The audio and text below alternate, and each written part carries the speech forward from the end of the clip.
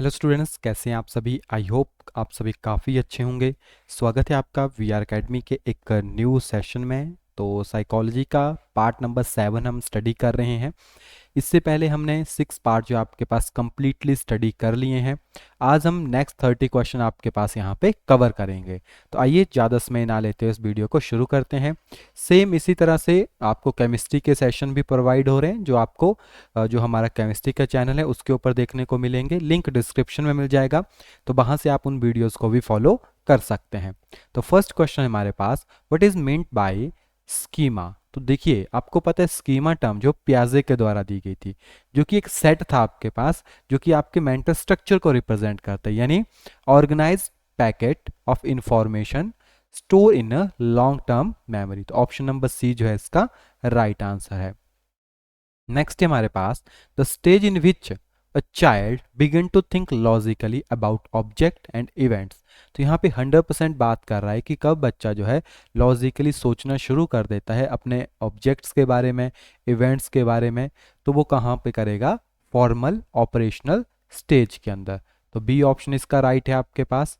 Next है हमारे पास, द फ्रस्ट्रेशन अग्रेशन हाइपोथेसिस। तो फ्रस्ट्रेशन एंड अग्रेशन हाइपोथेसिस किसकी वजह से होती है? देखिए, फ्रस्ट्रेशन हाइपोथेसिस क्या कहती है कि जो आपके पास फ्रस्ट्रेशन है उसकी वजह से एग्रेशन प्रोड्यूस होगा। तो ऑप्शन नंबर बी जो है इसका राइट आंसर है। एंड जो भी students H P TET non medical की तैयारी कर रहे हैं, उनके लिए एक स्पेशल बैच जो हम अनाउंस कर रहे हैं, जिसे आप कहते हो रिवीजन बैच। ठीक है, रिवीजन बैच जो है आपके लिए शुरू हो रहा है, जो कि नेक्स्ट वीक से आपके पास शुरू होगा, जिसमें आप ने अगर मान लीजिए थ्योरेटिकल वे में पूरी स्टडी कर ली है, या आपने अभी सिर्फ बेसिक बेसिक ही स्टडी की है, तो रिवीजन बैच आपके लिए बहुत ज़्यादा इंपॉर्टेंट होने वाला है, क्योंकि इसमें आपके पास टिल एग्जाम तक आपके पास तैयारी चलेगी। और ये सारी की सारी तैयारी जो क्वेश्चन बेस्ड होगी, एक पर्टिकुलर टॉपिक के साथ क्वेश्चंस लाएंगे, ऐसा नहीं कहीं से भी उठा के ले आए। एक जो भी टॉपिक होता है, क्योंकि रेगुलर बैच में थ्योरी भी चलती है, तो इसमें थ्योरी के साथ साथ आपके पास ज़्यादा जो फोकस होगा वो क्वेश्चन बेस्ड होगा। यानी डेली जो है 30-40 क्वेश्चन पर सब्जेक्ट के, यानी जैसे फिजिक्स हो गई तो फिजिक्स के 30 क्वेश्चंस प्रीवियस ईयर पेपर्स के, तो मोस्ट अप्रोप्रिएट क्वेश्चंस को वहाँ पे स्टडी किया जाएगा। यानी जिसका नाम रिवीजन बैच है, तो आप रिवीजन बैच को ज्वाइन कर सकते हैं। फीस जो है आपके पास 999 है। ठीक है, आपके पास जो फी है जस्ट 999, और वैलिडिटी आपके पास एग्जाम तक जो है इसकी रहेगी। तो जो भी स्टूडेंट्स ज्वाइन करना चाहते हैं, वो एप्लीकेशन में लिंक मिल जाएगा, या 8894521554 के ऊपर व्हाट्सएप के ऊपर कॉल करके भी आप आइडेंटिफाई कर सकते हैं, या नॉर्मली कॉल कर लीजिए, व्हाट्सएप के ऊपर मैसेज कर सकते हैं, या लिंक डिस्क्रिप्शन में दे दिया है, वहाँ पे जाके भी आप लिंक से जो है वो चेकआउट कर सकते हैं। ठीक है, नेक्स्ट है हमारे पास, analysis of avoidance learning suggest that many phobia are acquired through classical. ठीक है, ए ऑप्शन जो है इसका राइट आंसर है। नेक्स्ट है हमारे पास, the ability to learn by observing a model और रिसीविंग इंस्ट्रक्शन विदाउट री। तो जब भी बात आती है विदाउट री की, तो वो हमेशा सोशल लर्निंग को रिप्रेजेंट करता है। तो बी जो है इसका राइट आंसर है। Organizing the string of letter, जैसे B F J T K C, तो इसको J F K T V and कैब करके जो है रिप्रेजेंट कर दिया गया है। ए यहाँ पे लिखा नहीं है इन्होंने, है ना, कैब करके रिप्रेजेंट कर दिया है। तो ये आपके पास जो शॉर्ट टर्म मेमोरी है उसको एनहांस करने की प्रोसेस है, जिसको हमारे पास चूकिंग कहते हैं। ठीक है, which of the following type of cognitive ability is least likely to show declare in later life. तो राइट आंसर सेमेटिक मेमोरी। कौन होगी आपके पास? Semantic memory. विच थ्योरिस्ट या theorist revise Sigmund Freud stage of development replace fluid psychosexual stage which with psychosocial stages.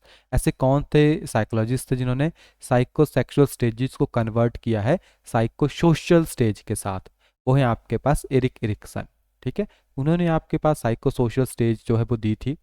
Which memory store is believed to have the largest capacity. तो आप सभी को पता है लॉन्ग टर्म मेमोरी की जो capacity है वो कितनी होती है आपके पास? इनफाइनाइट होती है। The use of polite words such as please, thank you in everyday speech is, तो ये क्या होते हैं आपके पास? प्रेगमेटिस। ठीक है, प्रेगमेटिस। तो डी जो है इसका राइट आंसर है। A fixed action या a fixed action pattern is defined as a response to a, आपके पास एक फिक्स्ड एक्शन पैटर्न है जो कि डिफाइन किया जाता है रिस्पॉन्स से, उसको क्या कहेंगे? उसको आप यहाँ पे कहते हो साइन स्टिमुलस। ये कहेंगे उसको sign stimulus. Which of the following therapeutic technique can be explained by classical conditioning principle?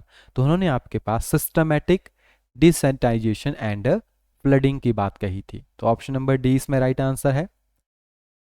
Correlation of IQ score are high for which of the following pair? तो मोनोजाइटिक, देखो कोरिलेशन है high IQ का, वो होता है मोनोजाइटिक twins के अंदर regarding together in a birth family. ठीक है, डी इसका राइट आंसर है आपके पास। नेक्स्ट है हमारे पास which of the following is most commonly associated with the creative thinking? That is the diverse thinking. Who is reported to be the first researcher to utilize a twin study methodology in attempting to resolve the nature noter controversy? ठीक है, कौन थे आपके पास? वो थे Francis Galton. ठीक है, the प्रीमेक principle state that, जो प्रीमेक प्रिंसिपल है वो क्या कहता है? वो रिप्रेजेंट करता है more frequently behaviour will reinforce a less frequent behaviour. तो ए जो है इसका राइट आंसर है। ठीक है, a more frequent behaviour will reinforce a less frequent behaviour.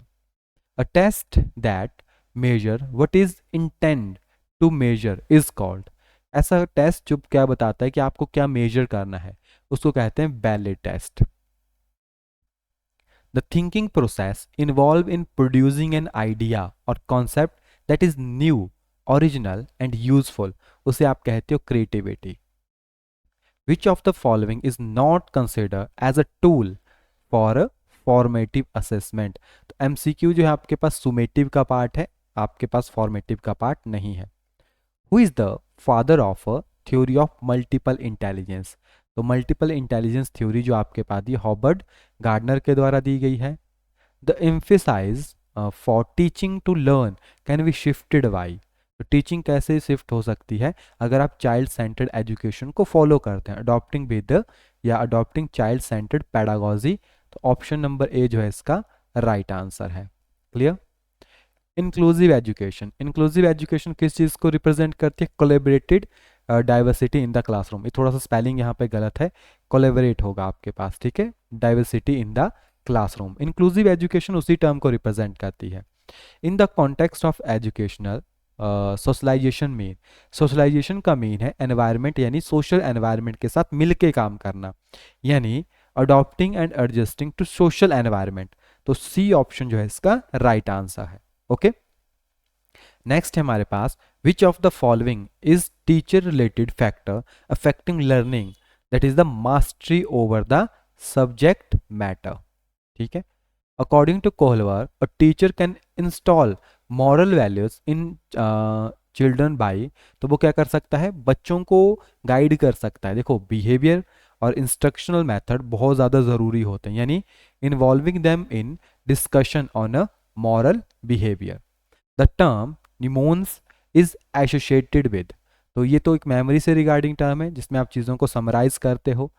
Smallest unit in a language is that is the morpheme, B right answer है। A child can not distinguish between saw and was, nuclear and unclear, is suffering from word jumbling disorder. ठीक है, उसको words में बहुत ज़्यादा दिक्कत आती है।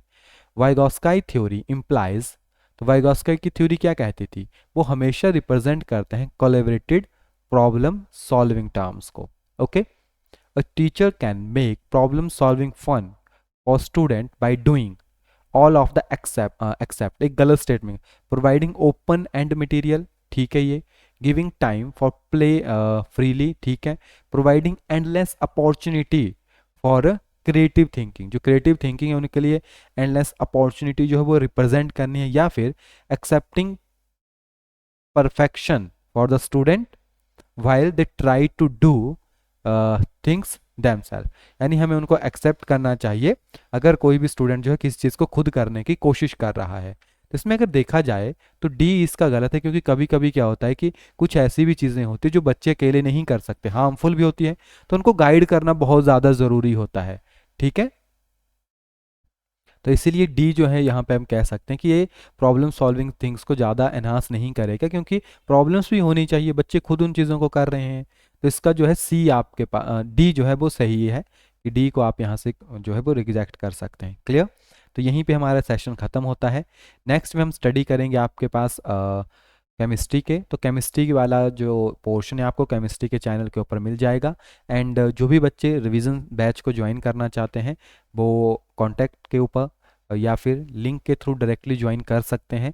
बाकी इन्फॉर्मेशन आपको हम नेक्स्ट वीडियो में वहाँ पे प्रोवाइड करवा देंगे। चलिए मिलते हैं नेक्स्ट क्लास में, तब तक के लिए thank you and have a nice day.